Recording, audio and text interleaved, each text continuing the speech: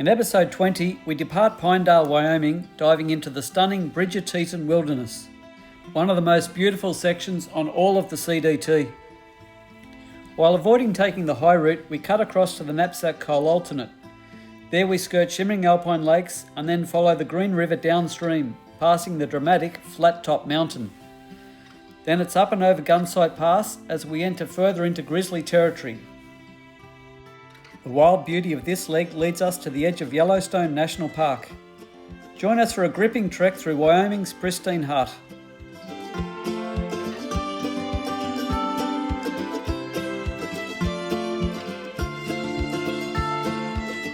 We spent today in Pinedale getting organised for our next segment, which is to Du Bois, Wyoming. This is about a 100-mile trek and should take us 4 days. The first thing on the agenda for me is to go to the local barbershop and get a tidy up. Next up is to organise my resupply. I don't need much as I carried a lot of food over from the last section. I do, however, need to buy new tent stakes as half my carbon fibre ones are cracking at the top. It's now 6 p.m. and it's time to get back out to the trail. Bubba, a trail angel, gives us a lift and drives us the 20 minutes back out to the trailhead. Being so late in the day, we decide to hike not too far and camp when we feel like we've done enough. After 8 kilometres or 5 miles, that does us.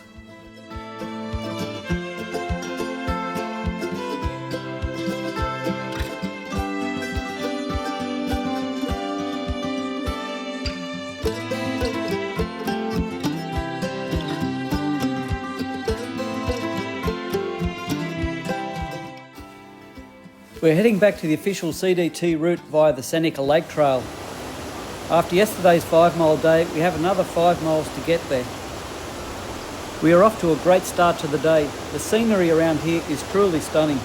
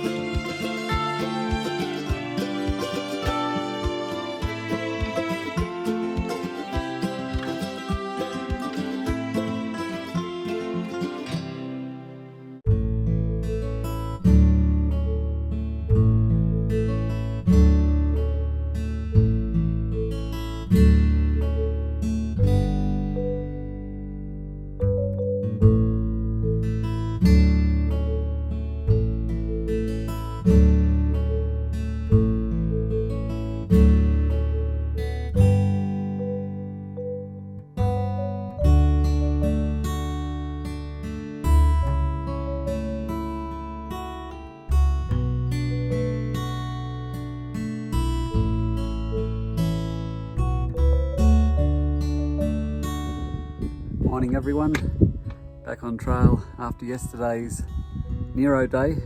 For the uninitiated, a Nero is a near zero mileage day. So we spent the day in Pinedale just getting the resupply and chores done. You'll notice I'm sporting a new cap and a fresh new look thanks to a trip to the barbers. And the new cap is courtesy of the fact that I've added 2 more items to the lost items list. Being the Creed Life is Good cap, it's gone, and so is my spoon. I tried to lose it once before, now it's really gone. Anyway, this is Seneca Lake. It's very beautiful, dark and deep looking. We're on our way back to the CDT, got a couple more miles to go to get back to it. Then we're heading north towards Du Bois and then on to Yellowstone.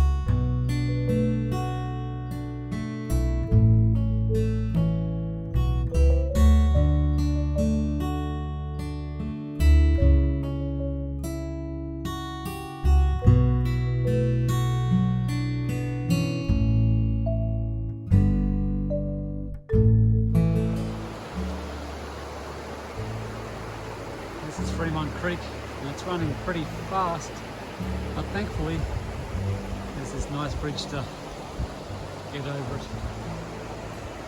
So no wet feet just yet.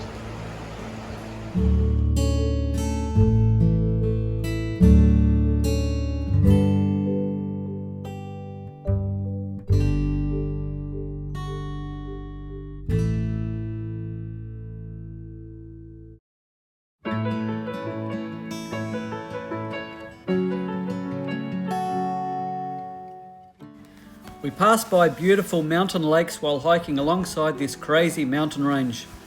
Similar to the Cirque of the Towers, these partially snow-covered jagged peaks rise so steeply. They are just incredible. Every turn reveals another amazing view.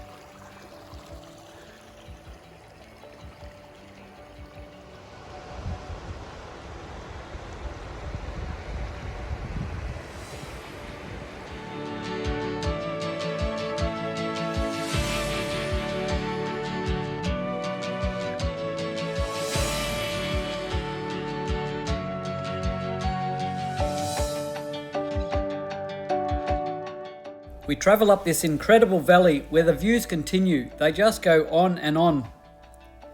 There are multiple creek crossings.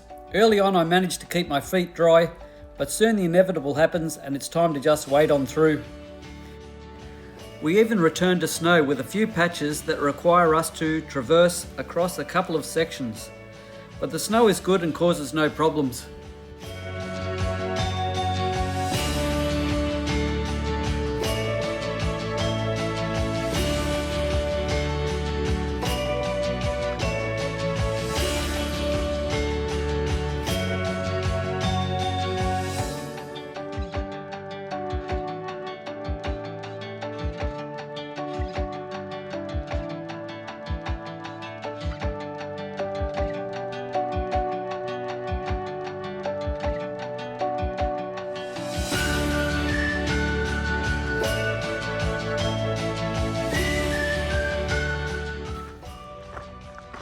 Been heading up this valley for quite some time now.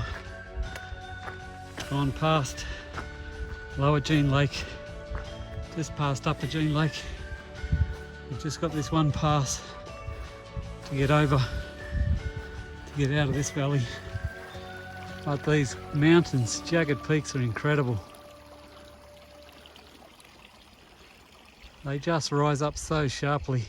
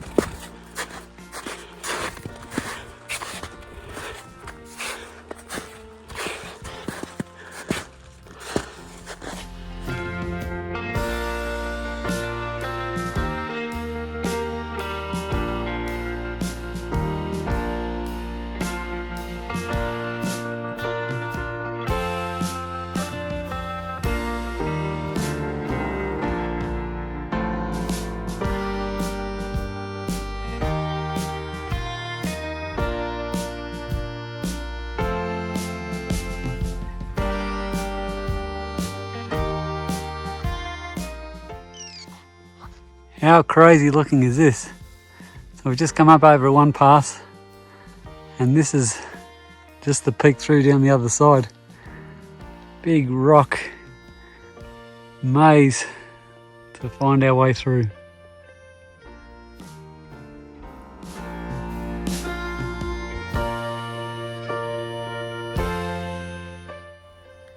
Originally, we bypassed the Knapsack Col alternate route, but now we decide to cut across over to it via Cube Rock Pass.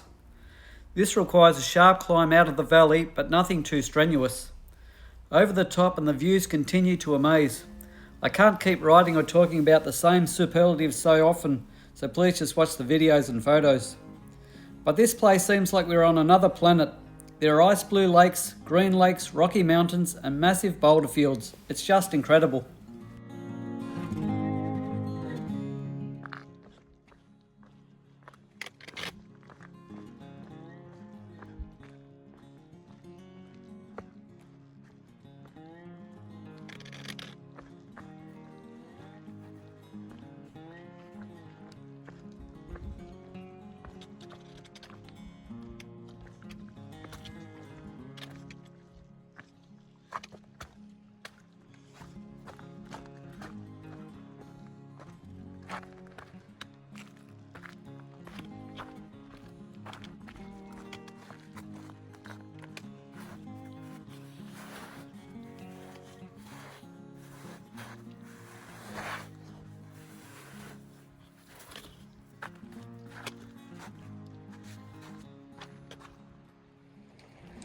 I can't believe where I am right now. It's like I'm on another planet. It is mad out here. The scenery is just unbelievable.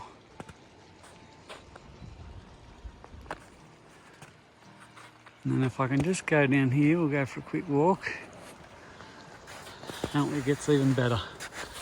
Hopefully I won't slip over in the snow.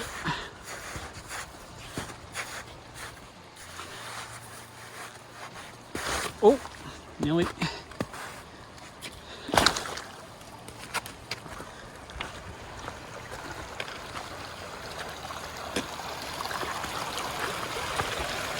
There we go, time for a dip.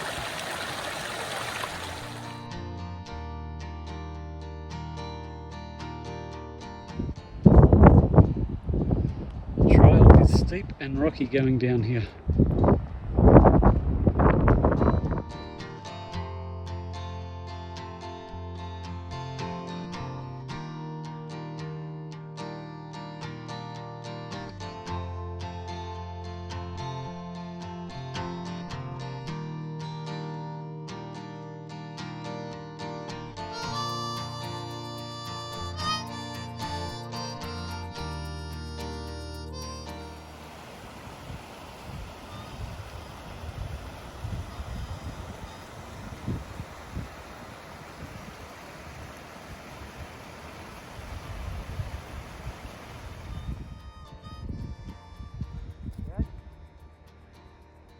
Here goes Chip Crusher. Good. Go.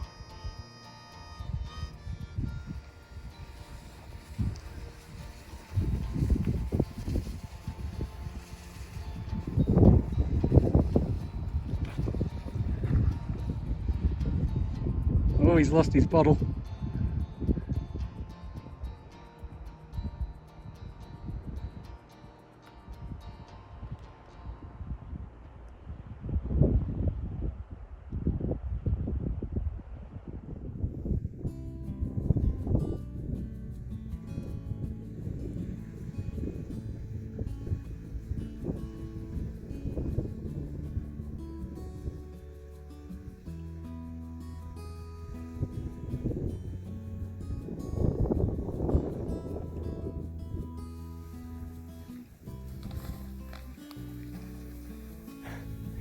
Good save.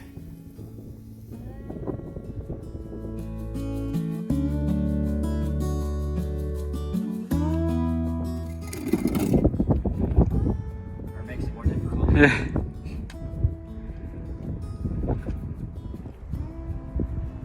So we've just come down Rockview Pass.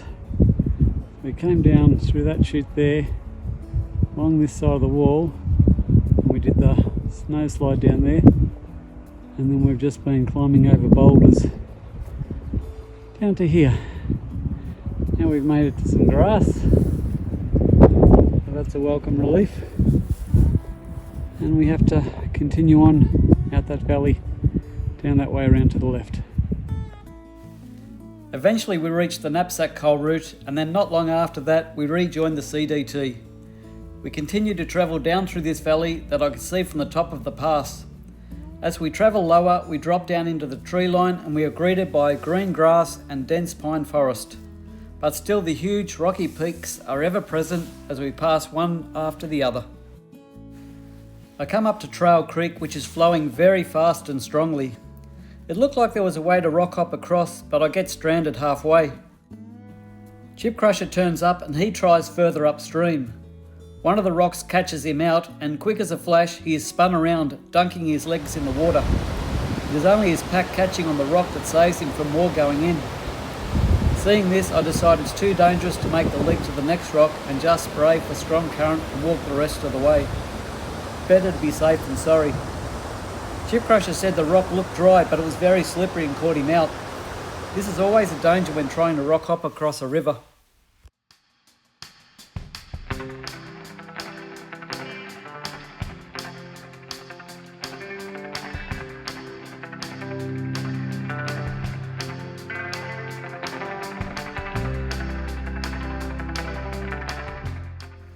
What's the chances of this? Getting ready for camp, I'm reaching down, refilling a water bottle in the Green River. Just below the surface lies a submerged tree log. The next second, a fish jumps over my outstretched arm and clears it and the log. All while swimming upstream, mind you. It gave me a shock. After a great day completing 44 kilometres, we find our campsite for the night. We are still in the company of a massive rocky peak. It's a fitting site to end our most excellent day.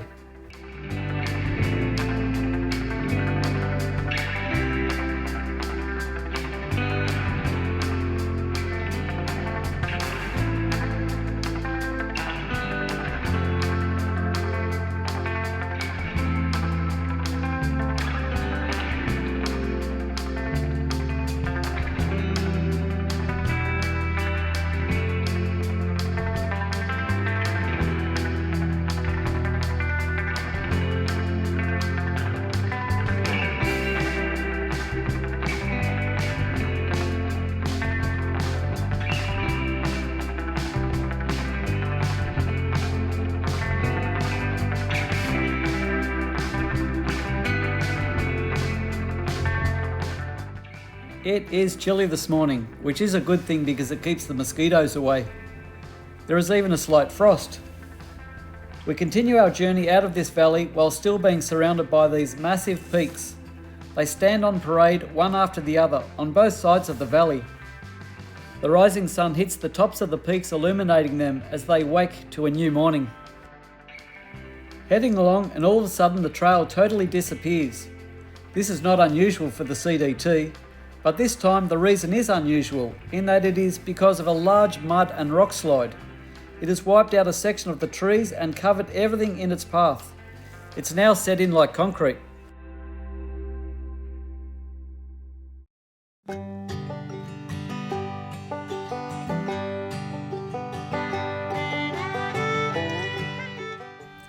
We are still following the Green River downstream.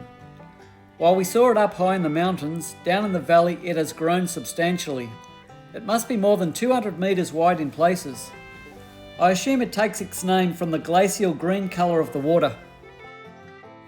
One of the most spectacular visions of nature is revealed further down the valley. A massive rock tower now eroded so that the peak is gone, leaving a flat top. I later find out it is actually called Square Top Mountain. It surely must be one of the most iconic images of the CDT. It even features quite predominantly on Wyoming motor vehicle license plates. I don't know how many times I stopped to photograph it, but every turn reveals a new perspective. Finally, the trail turns from its view and I glance over my shoulder for one last look. A vision of awe seared in my brain.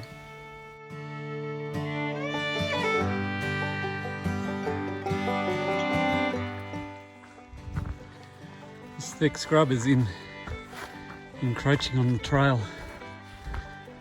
It makes using the trekking poles so much more difficult because they just grab on every passing bush, which is not a great help when you're going uphill like we are for about 3 miles.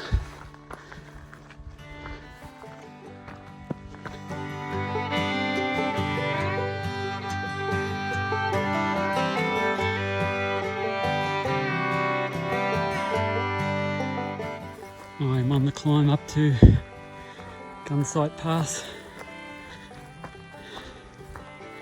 Not much of a trail. Steep. Got about 4 k's to go.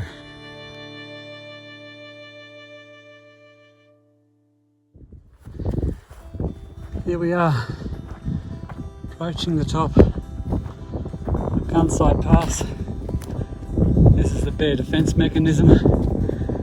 Once we cross this fence, we're officially entering the unofficial beginning of grizzly territory on the CDT. How's the view?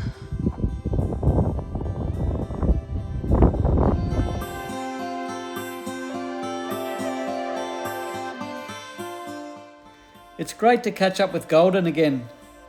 He left early to get back on trail the day we had our Nero in Pinedale. We have lunch together, but it is again time for us to depart, and so we leave him while he enjoys a longer break. I wonder if we'll catch up with him again somewhere down the trail. I sure hope so. Down the other side of Gunsight Pass, we enter a sea of gold and purple blooming flowers. They are gleaming in the summer sunshine among the lush green grass. We get carried away on a dirt road and end up missing a turn that the trail takes. When we realise we are probably a mile off trail, we decide to go cross country and cut back to the trail.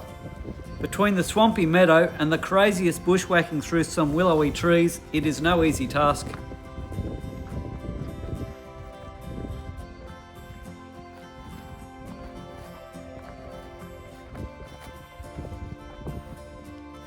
Late in the day, we head across this big prairie. First we go down to Salt Creek where we refill our water bottles. The water has a few floaters in it and the banks are very muddy from the cattle crossing, but the water is actually clear and tastes good. It's now time to climb up the other side. We take a little alternate that takes us up higher still. The reason for this is it goes along a huge open ridge with commanding views of the mountains all around us. We get great views of the Wind River Range out to the east, and to the west we can see the massive peaks of the Tetons. Also, Yellowstone National Park is out in the distance.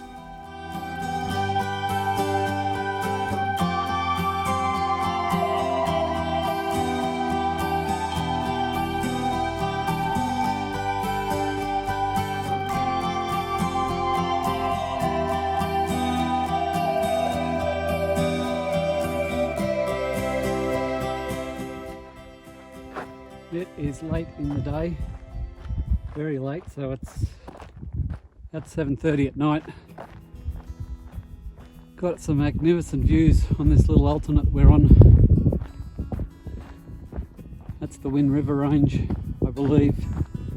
Back over to my left in the west, there is the Tetons way out in the background. And up further, I believe we get a view of Yellowstone. So we will see. But we're pushing on today, so we can hopefully get into Boise tomorrow.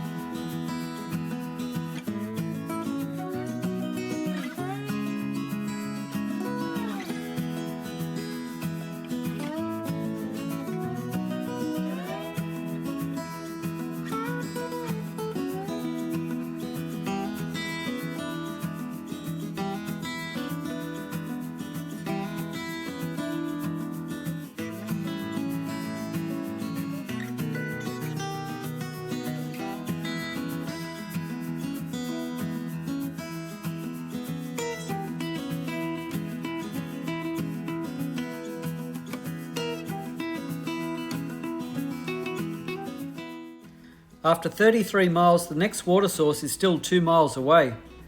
Chip Crusher sees a small patch of snow out in the field. He goes to investigate, and sure enough, it is trickling out enough water for us to gather. With that done, we head on another half mile more and set up camp with fantastic views out both sides of my tent.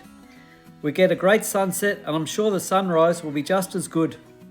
With the open sky and no light pollution, the stars even put on a show for us too.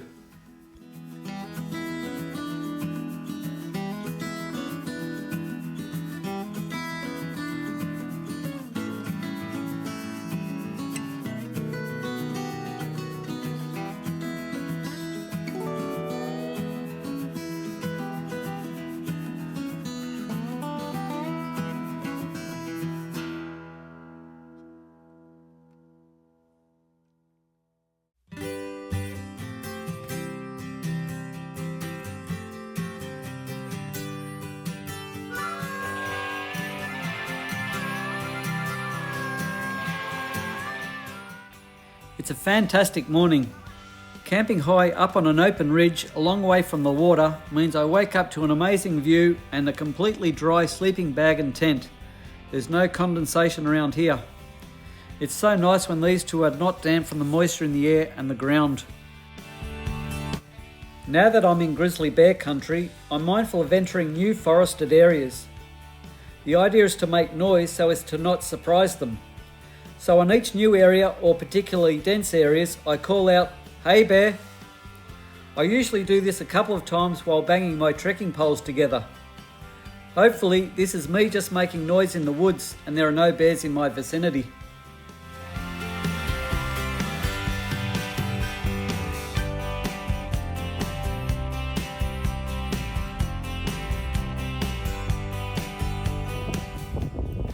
I've just been following the trail as I thought it was, but I've missed a turnoff, and I've followed this steep gully valley down here, and as it turns around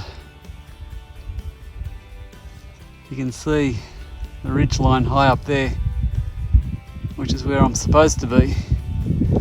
I can keep going, but then there's a sharp climb up that end, so I think we'll just try and go back and head diagonally up this side. The climb back up to the trail is hard going, but it's got to be done. Chip Crusher tells me later there was a tree log blocking the wrong route, but I remember just stepping straight over it thinking it was just another blowdown. Just over the top of this ridge, I sit down for something to eat. I haven't seen Chip Crusher in a little while, and so I decide to keep going. But just as I get set to take off, he comes up over the hill. We come to a junction where the CDT has been rerouted for 2020. From all reports, the trail is barely there and very difficult to walk on. On top of this, it is also substantially longer. We definitely don't like that. So we make the decision to follow the original route, as this will lead us closer to the highway, which we plan to hitch into Du Bois on. We bump into a hiker named Stinger, who confirms all we have heard about the new trail. She has just completed it and is not happy. Stinger got her trail name from the terribly unfortunate start she got to her CDT hike. Down on the US-Mexico border at Crazy Cook Monument, Stinger was attacked and stung by about 80 hornets. What an unbelievable way to start your hike. But she is still out here and doing a great job. She warns us that her hiking partner saw 2 grizzly cubs in the next 2 miles that we are heading into. He didn't see the sow, but she can't be too far away.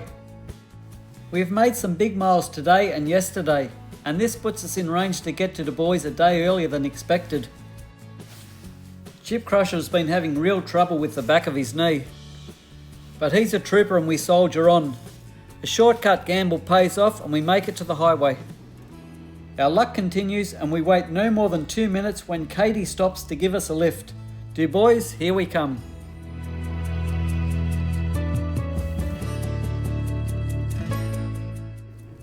We spend the day in Du Bois. The usual items are on the agenda: laundry, recharging electronics, food resupply, as well as refueling ourselves.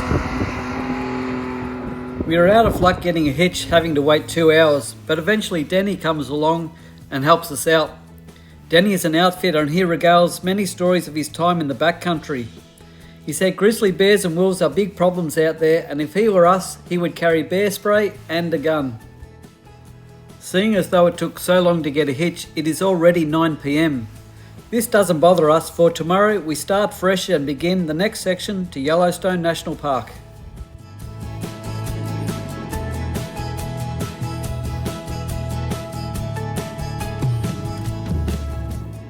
We are back into it along no discernible trail. It is all walking through long wet grass. We come to a little stream with a muddy bank. Trying not to get our feet wet so early in the morning, Chip Crusher and I retrieve a couple of small log branches to create a bridge. This works and onward we go. The only problem is the meadow is so big and the grass so long that soon our feet are soaking wet anyway. Around the far side of Brooks Lake, we witness an incredible experience. Up in the tree ahead, Chip Crusher spots an American bald eagle. At first we go very slowly, hoping to get close enough to take a photo. But no sooner does the eagle take off and starts making a pass over the lake. It rises up and down, skimming the surface a number of times, hoping to snatch a trout. There are lots of ripples on the lake, indicating there are plenty of fish in there. It is amazing to see, but on this pass it has no luck. But I feel extremely lucky to have witnessed such a thing firsthand. Oh, he's trying. He's trying.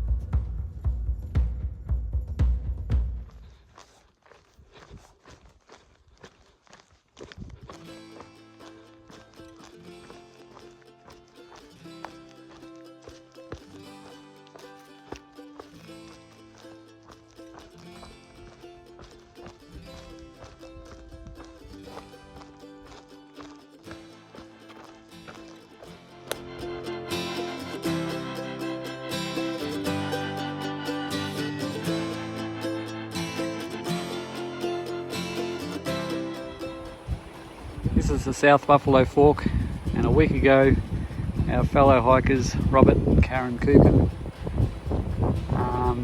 had an adventure through here. Robert 6'1", he went down, miraculously saved himself, and then Karen tried a little bit further upstream. She's only short 5'1", she went in, slipped, fell down. Robert jumped in, they both went down, then had to swim to shore. grasping at roots to haul themselves up out of the bank. So it doesn't look so deep, but it is thigh deep, upper thigh deep. And it's running very swiftly in the middle, again deceiving. We have less than 100 miles before we reach Idaho. This will mean we have completed Wyoming in less than 4 weeks. That's pretty good going, I reckon. Time is starting to become a major issue for me, so I need to keep moving if I'm to complete the CDT before my visa expires. After 10.5 hours, we have completed the marathon distance of 42 kilometres or 26 miles. It has been pretty much a walking day. There is nothing too much to report. We have spent the day travelling through lush green valleys, up and over small passes, and into the next valley along. The scenery has remained essentially the same for all of the day. The meadows are in full bloom with beautiful summer flowers. There is a dazzling array of colours. Rocky mountains line the valleys on both sides.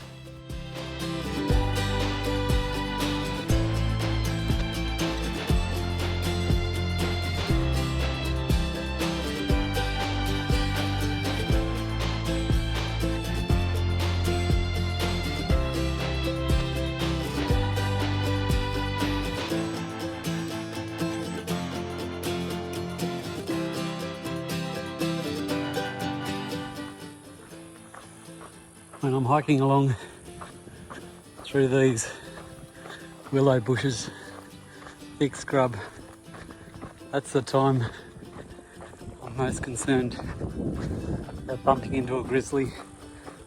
Even though I'm not really that concerned at all, to be honest. But when you come through those, when it's so thick, especially near water sources, that's when you need to keep an eye out.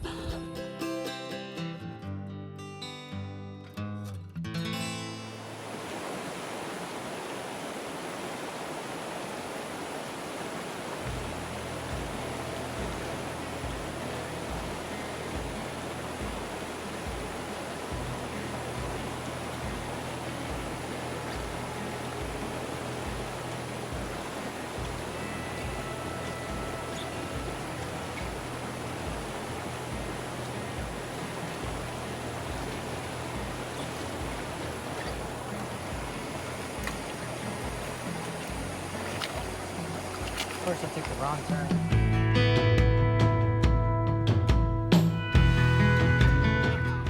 How's your trail going? Oh, it's going great. Very good. You are an Aussie? Yes, I am. Oh, Hey kids. Thank you. Hey.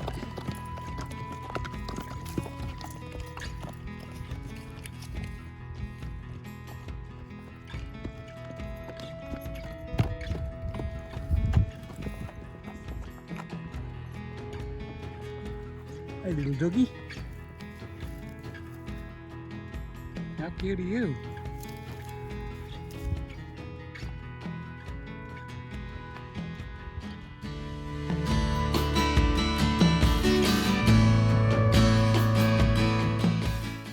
After another good mileage day of just over 50 kilometres, it is time to set up camp.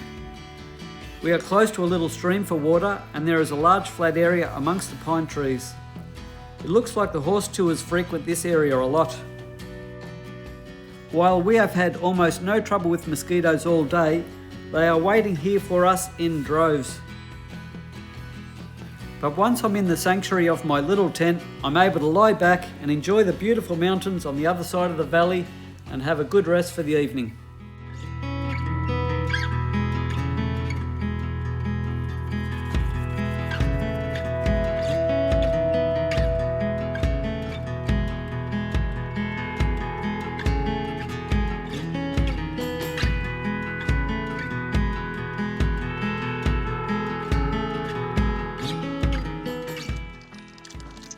Starting out on the hike this morning, and we've got a 6-lane trailway to choose from. Which one do I pick?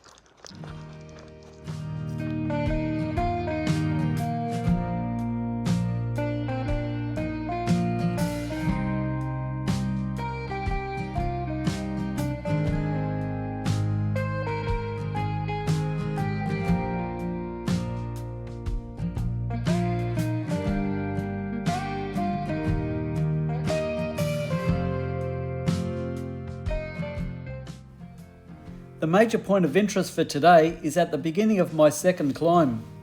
At the bottom is the parting of the waters.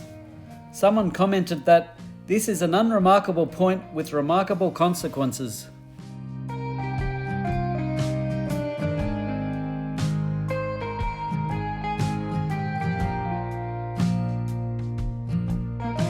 Ready? Yep, alright everyone, this is Zach and he's going to give us some amazing info. Hydrological information. Yeah. We've got Two Oceans Creek right here. It's one of the only places in the country where the water coming down through this creek can end up in either the Pacific or the Atlantic Ocean. Because right down at the bottom of this valley, there's a little feature called the parting of the waters, where that creek splits into two different creeks, Atlantic Creek and Pacific Creek, because this is the Continental Divide right here. So everything in Atlantic Creek makes it to the Atlantic by way of the Yellowstone, the Missouri, and the Mississippi, and everything in Pacific Creek makes it to the Pacific Ocean by way of the Snake and Columbia River. How good is that? It's pretty fun. Thank cool you little kindly. feature. Great info. Yeah. Appreciate it.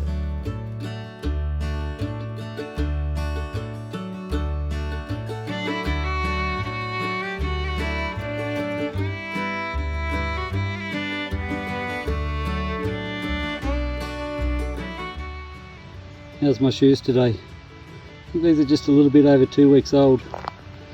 They're not doing too well. So I've got another pair to pick up in 3 or 4 days.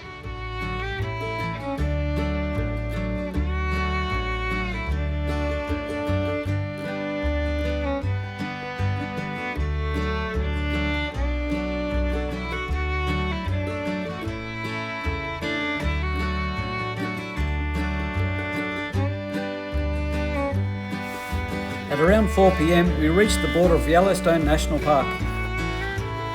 As we don't have backcountry camping permits yet, we decide to do the right thing and camp just outside the boundary. We could easily stealth camp somewhere in the park, especially with our camouflage tents, but we take the opportunity of an early finish and relax in the afternoon sun.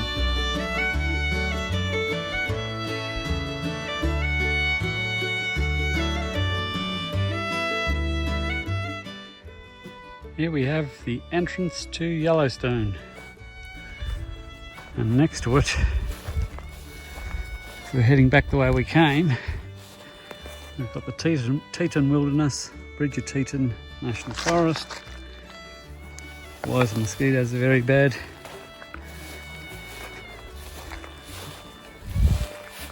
So we're going to camp just this side of the national park because we don't have permits to camp as yet. Oh shoot, I just got bitten by a bloody fly.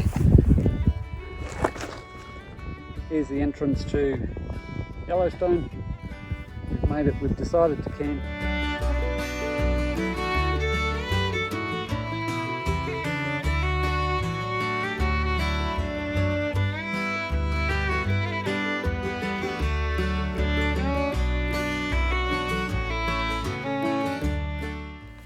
Tomorrow we will hike 26 miles to Grant's Village in the park and get the permits for the next 2 nights. We hope to take a little bit of time and enjoy Yellowstone and all the amazing animals, geysers and sights it has to offer. Yellowstone National Park was the first dedicated national park in the world, just pipping the Royal National Park in the Great Sutherland Shire of Sydney, New South Wales.